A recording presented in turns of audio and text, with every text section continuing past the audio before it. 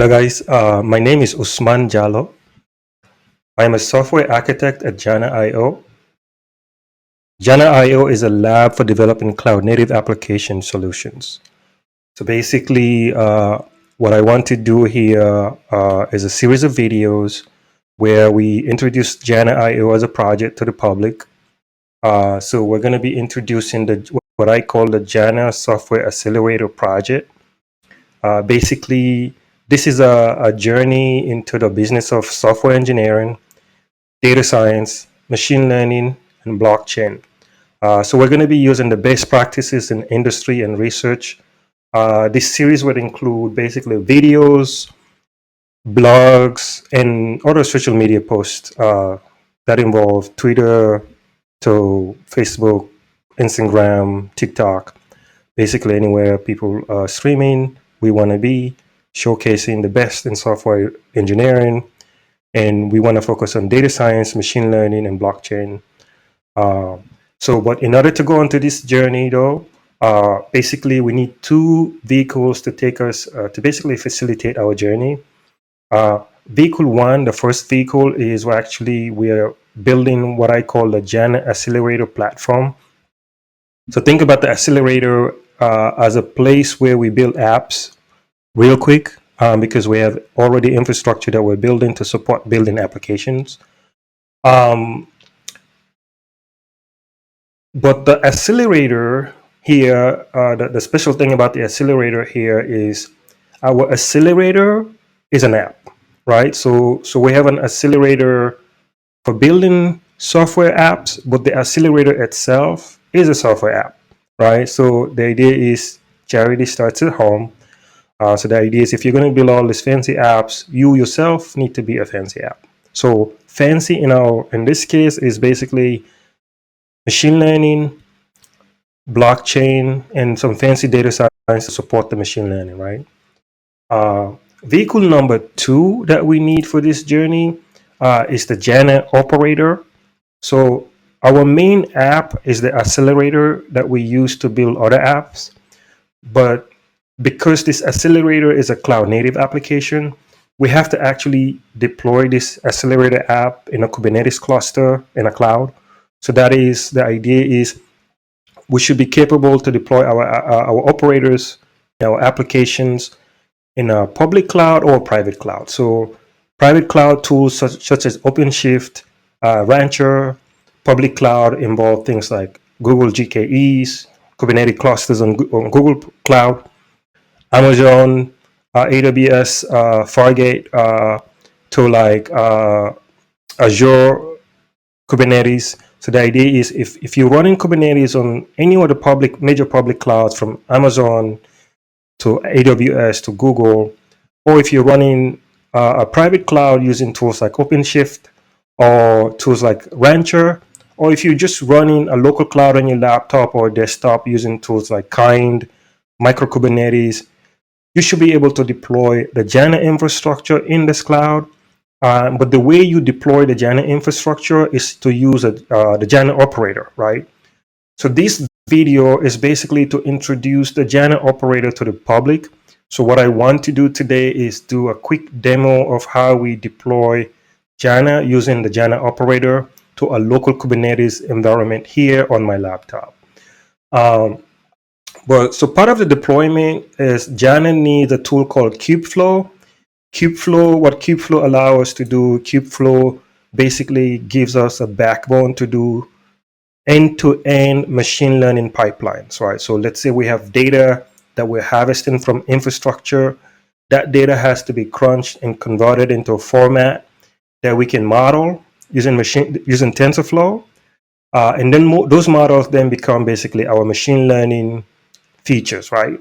So the idea is part of deploying Jana, first we deploy the Kubeflow infrastructure. So the end product will look like this. So this is what Jana looks like after we've deployed Kubeflow, processes are up and running. So what we're going to do, we're going to start an end-to-end deployment using a tool called Molecule. So let's take a look at Molecule here. So what Molecule lets you do, Molecule helps you create end-to-end scenarios. So from start to finish, right? So the idea is you have this matrix here where you start, you do a cleanup. So whatever that was previously deployed on your infrastructure, you will clean it up and then you will destroy everything. Then you will create brand new clusters to deploy your operator and your application. And then you prepare those clusters for anything like user account, basically service accounts, networking, storage that you need to add to that cluster to prepare it for your operator and the application that the operator will be deploying. And then what they call converge here is basically where you actually do deploy your application and whatever customizations you need to make. And then what it lets you do after your deployment, you can do verification to test that things are where they're supposed to be. For example, you can verify that your services are up and running and everybody's happy. And that way you can basically say, yes, you did deploy your application, right? But from a high level perspective, here is a blueprint of the Jana operator. So we have commands that we use to basically boot up Jana. And once Jana is up and running, there's network configurations we'll have to do to basically set up our network environment. Once we have networking into a space or place we're comfortable with, we'll then start to do all the configurations we need to do to set up our storage infrastructure. So I do want to set up a CSI infrastructure. That way we can have persistent volumes that our applications can use to store data over time. And then once we have storage up and running in a place or a space that we like, we would then start to set up our compute infrastructure. So specifically in our case, this will be where the gut of the machine learning happens. So here we'll be using Tensorflow, Jupyter Notebook. We will be integrating with Facebook for basically social media posting, because ideally what we would like to do is every task that we accomplish at Jana, we'll then create social media posting for it. We'll then create blogs about our day-to-day work.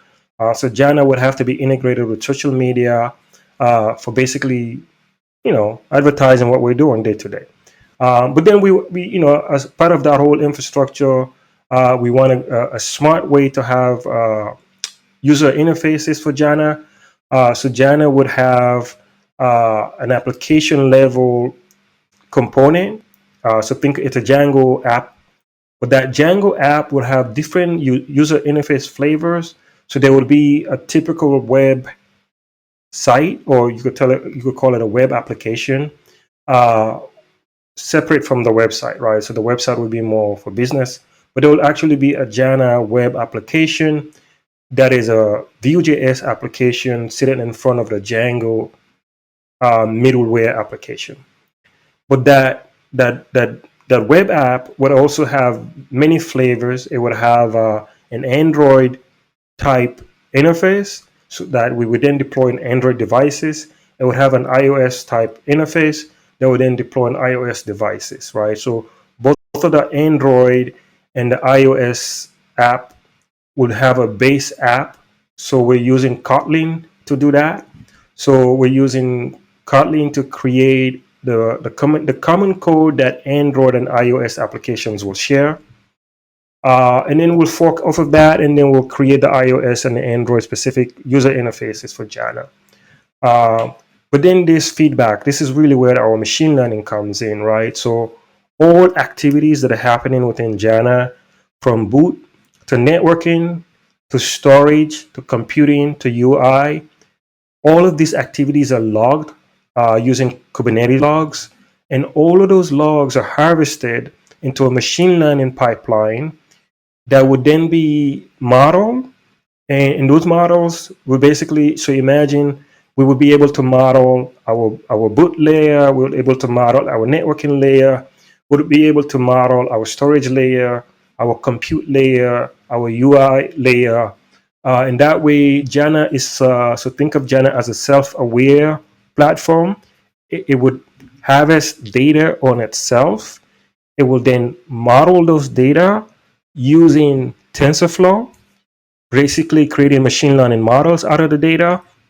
Those models will then be used to generate insights that will then be used to create new features within Jana, or new product.